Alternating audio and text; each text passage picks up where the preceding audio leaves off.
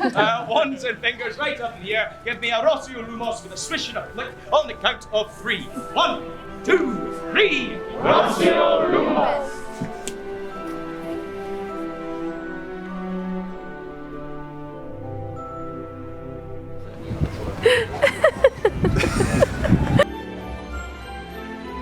Happy New Year. It is 2020 now. We're going to be spending our New Year's Day doing something that I've wanted to do since I was a kid and live out my Harry Potter fantasy. So we're going to do a free tour. You can do free tours in Edinburgh. They just ask for a donation at the end. Usually there's 2 times, but because of this time of year, between certain months, it's only at 2 p.m. And it goes for an hour and a half. So it's going to show you, where the characters' names are from, where JK Rowling wrote her books, what inspired Diagon Alley. This morning, Brecky, we decided to go to Kilimanjaro Coffee. These look actually pretty good, and we're kind of shocked that so much is open on New Year's Day. Oh, no. And girls got chai lattes and they love them. Josh, how's your mocha? Ice mocha? Ice mocha is actually really good. Honestly, Totally enjoying this. Have you enjoyed the coffee in Scotland, or what's your experience? So going from Italy to France and having such strong, authentic coffees, just beautiful tasting coffees, to coming to the UK, they're definitely not a coffee country. Yeah. So coffees aren't as strong as Europe. What about this though? This is good. I really like it. But yeah. Overall, Overall, it's pretty good. Now we're just waiting to start the Harry Potter tour. We're waiting at a statue called Greyfriars Bobby, and basically the story goes is that its owner died when it was 2, and it was waiting at the grave for 14 years until its own death. And it was fed, it was actually given a collar, and it was bought by the mayor, who had a love for dogs. Otherwise, if it was a stray dog, they would have just put it down and killed it. This was in the early 1800s actually, and this is also the place where you start the free Harry Potter tour, which starts in about 15 minutes at 2 p.m. And everyone's rubbing its nose because apparently it's good luck.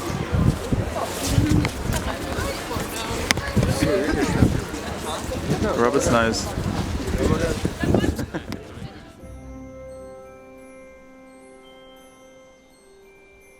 Okay guys, welcome to the podcast trial. Are we all excited? Happy New Year to all of you. Today we are going to split you into 3 groups. Group number 1 is going to go with me. My name is Richard.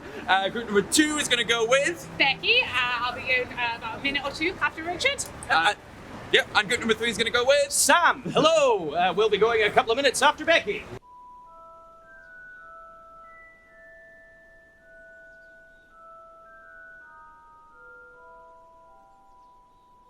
Now, as I mentioned out there, my name is Sam, and I'm going to be your guide for the next 90 minutes or so. Your name is also Sam. It's a good name. We will steadily conquer the world one day, my friend. You are steadily taking over all the Sams, yes. Welcome to the Potter Trail. As our names are Sam, and we will be your guides for the next 90 minutes or so as we go exploring the history and the origins of the greatest saga of the modern age, that of Harry Potter. Now, we'll spend the first half of the tour in this graveyard, all right? We'll be wandering through it just like JK Rowling herself once did several years ago. And once we are done in this graveyard, we'll head back out into the streets there to visit some of the cafes and the restaurants that Miss Rowling herself was sat in while she was writing this wonderful series of books. Then in roughly an hour and a half's time, we'll finish just 2 streets away from where we start on the original Diagon Alley. So it's going to be lots and lots of fun.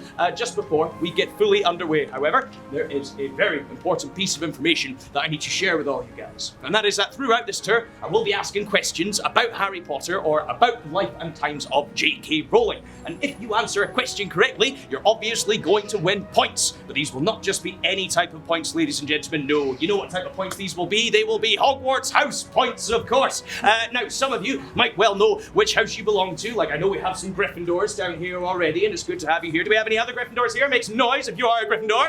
Woo! Yes, good to have you here. Woo!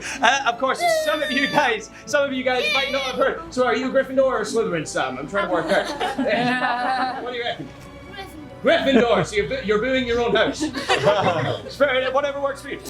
Wands and fingers right up in the air. Give me a Rossio Lumos with a swish and a flick on the count of 3. 1, 2, 3. Rossio Lumos. Very good, very nice indeed, my friends. Okay. So we're currently walking through the graveyard where JK Rowling came to name most of her characters in Harry Potter, and it's called Greyfriars Kirkyard. There's graves from like the 1700s here, so it goes back hundreds of years. Let's go! A Riddle Senior and a Riddle Junior depicted here. But beyond that, both the riddles remembered on this gravestone and the riddles featured in JK Rowling's books are known to be very, very wealthy Muggle families.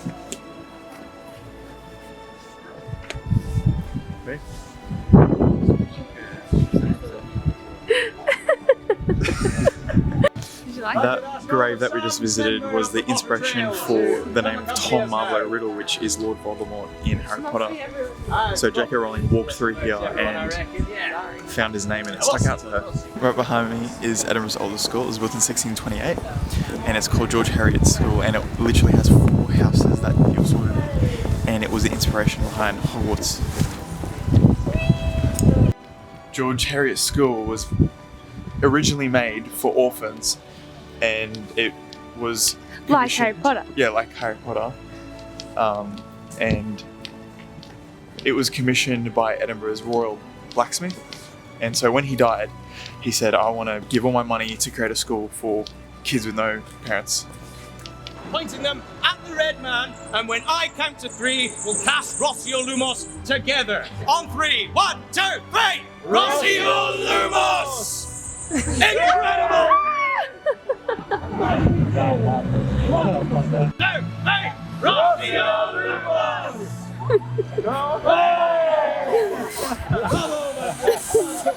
Let's direct our attention across the road just here, and you can see we have the Elephant House Cafe, and there's a couple of signs, one above the door and one in the right window behind that big black card there. They both say exactly the same thing: the birthplace of Harry Potter. Now, to observe the inverted commas around the word birthplace. They are something of a necessity, my friends, because it is a slight exaggeration, if not a complete lie, to say that the Elephant House is the birthplace of Harry Potter. And I'll explain why. First of all, if you ask me, the birthplace was the train that travelled between Manchester and London, because that's where JK Rowling thought of the character of Harry. That's where he was born, in my opinion. Second of all, if we are going to pick a cafe that is the birthplace, surely it's the Spoon Cafe, formerly Nicholson's Cafe, because that's where the first chapters of the first book were written. That's surely going to be the birthplace if we're picking a cafe. But finally, JK Rowling wrote most of the first book. In fact, almost all of the first book was finished by the end of 1994. Now, the Elephant House Cafe didn't open up till 1995, so it couldn't really be the birthplace, could it? It's a wild exaggeration.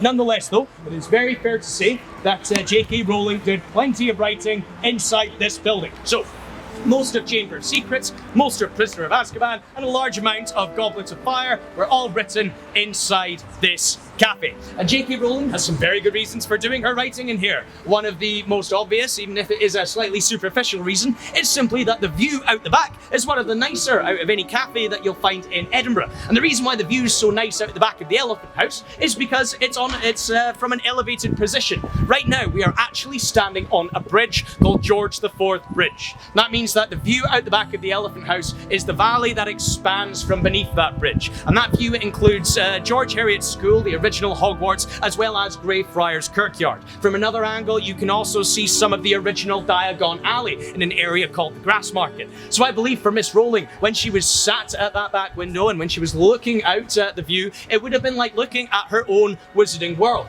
moving back and forth in front of her. So this is a great reason to write in the Elephant House. And this building right here was the inspiration for the Wizarding Bank, Gringotts.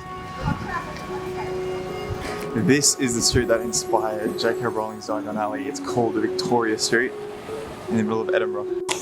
So we've just finished the tour of Harry Potter and it was really good. I highly recommend it. They ask for a donation at the end, so you can give a donation. And if you're interested in the name of it, it's called Potter Trail. It ends on what is known as Diagon Alley in the books, and that is Victoria Street. And as you can see, like all the reason why she's actually chosen this street as Diagon Alley is because of all the different colours of the stores